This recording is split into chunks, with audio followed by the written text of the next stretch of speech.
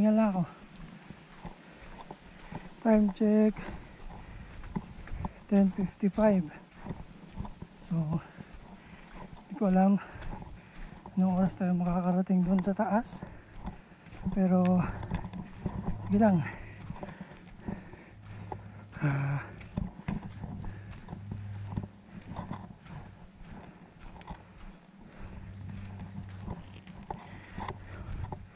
Tuloy-tuloy lang sa pag-akyat.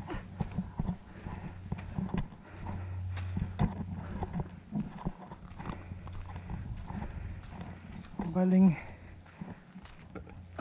mabagal, baling dahan-dahan, basta umuusad.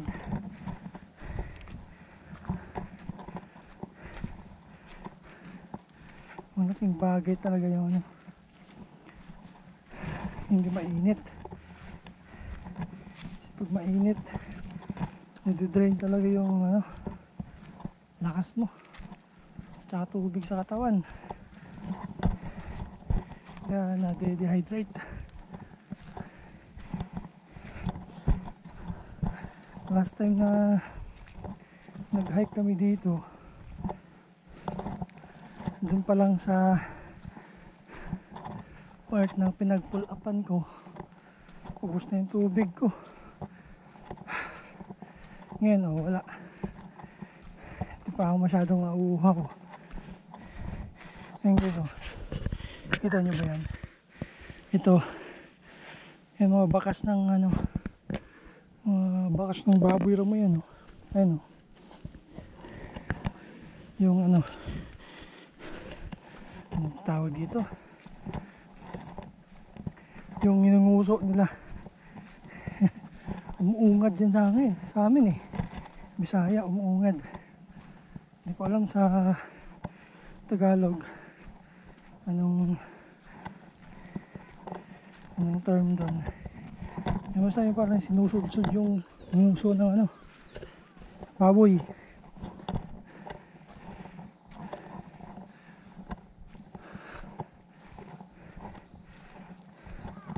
Tsaka dito guys sa Japan,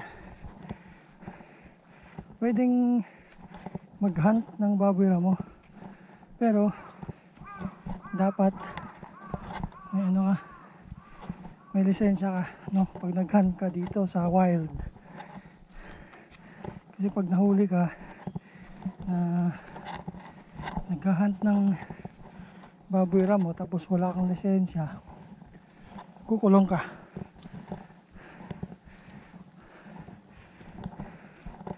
Tapos pagmumultahin ka pa.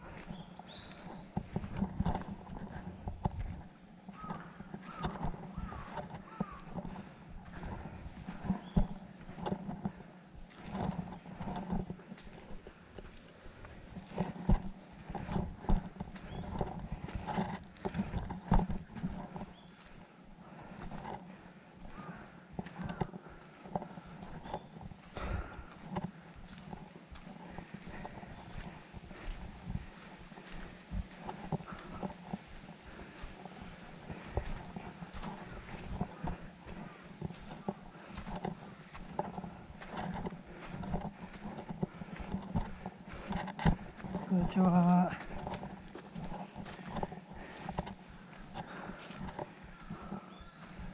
arupoy na yan.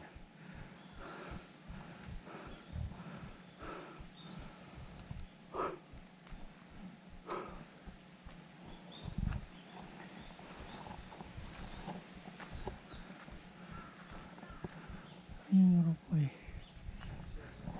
medyo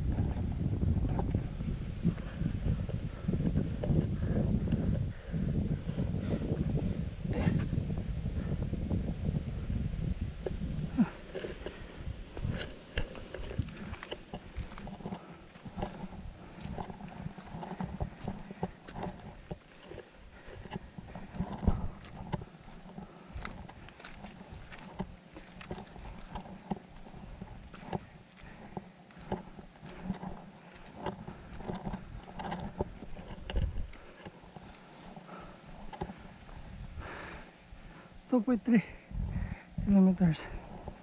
So guys, nagandahan din dito sa trail nila.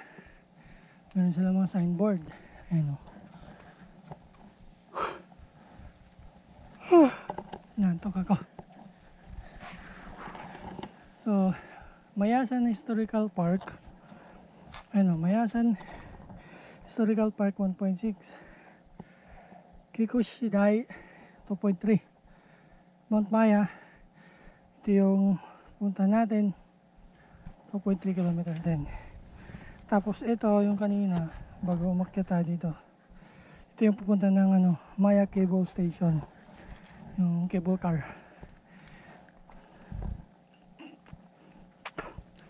So kung gusto mong pagod ka ng mag-hike pababa or ayaw mo nang magpatuloy mag-hike pataas, pwede pumunta dito sa cable station, tapos mag cable car ka na lang pakyat dun sa taas. Okay, let's go.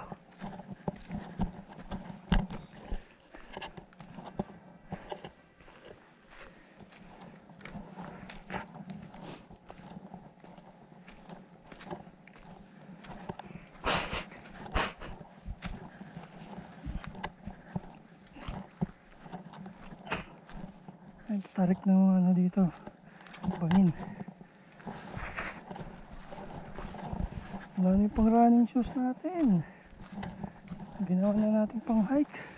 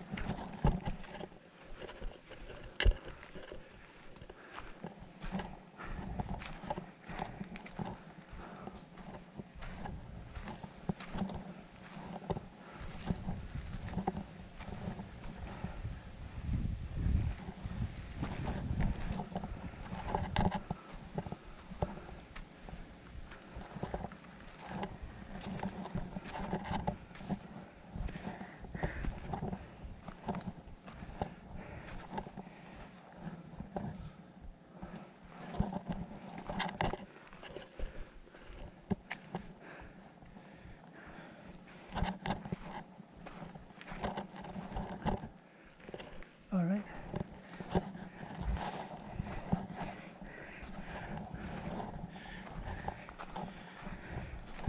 Alright guys, ngayon na tayo. Andito tayo sa pangalawang viewing deck.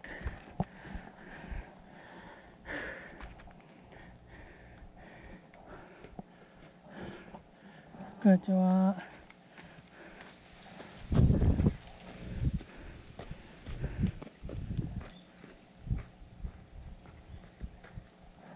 Grabe.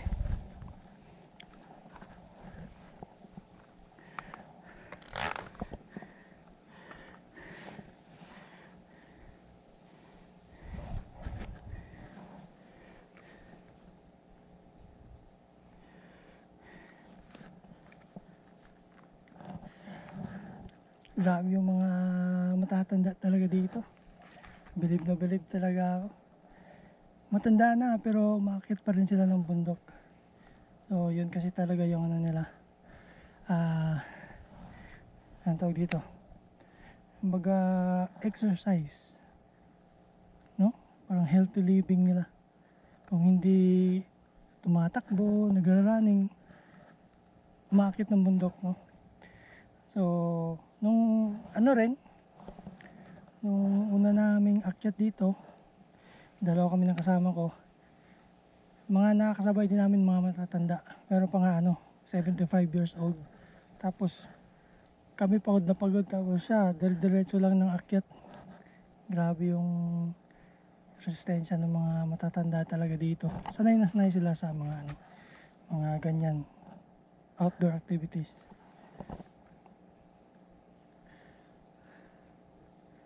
So ayan guys, pakita ko sa inyo, ito yung pangalawang viewing deck. Pakita ko sa inyo. So ito yung syudad ng Kobe guys. Ito yung syudad ng Kobe. Yun yung ano, local airport nila dito sa Kobe. Tapos yun yung ano, malaking syudad. Yan yung San Mia. Yung malalaking tawag dito, Rosari.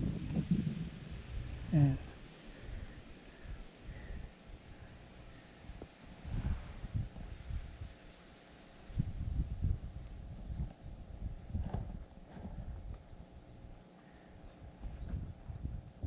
So yan yung Kobe. Ang lawak eh, no? Pero yan, yung mga yan, ano lang yan guys, reclamation area. Tambak lang yan, ayan o. Mga tambak lang yan. Pero grabe, napakasolid yung mga infrastructure nila. Ganda. So tara. Continue tayo sa hike. Let's go.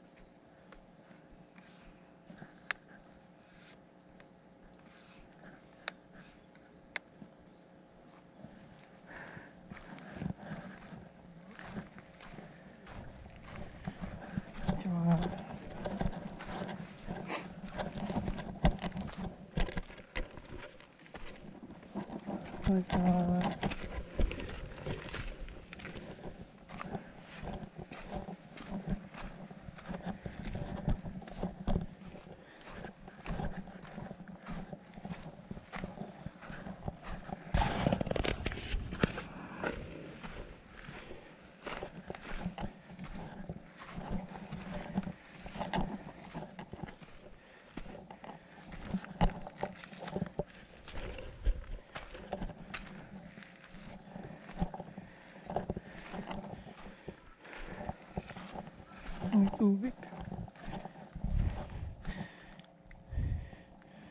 May tubig oh. Mga masa.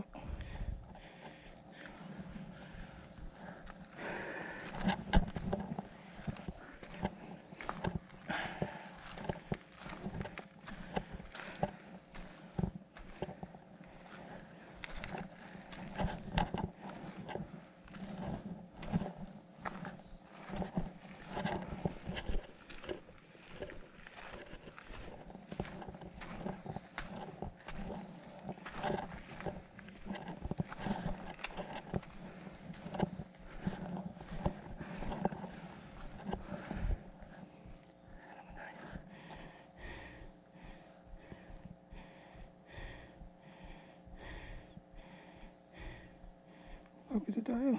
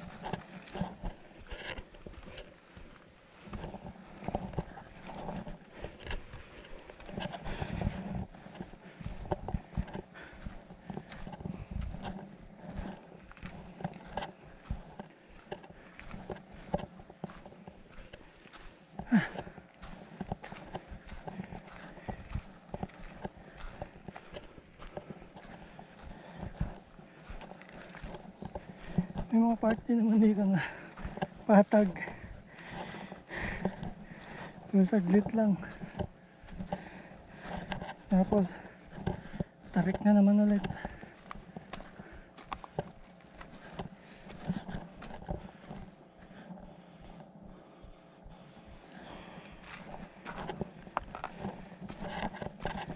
Akyat na naman.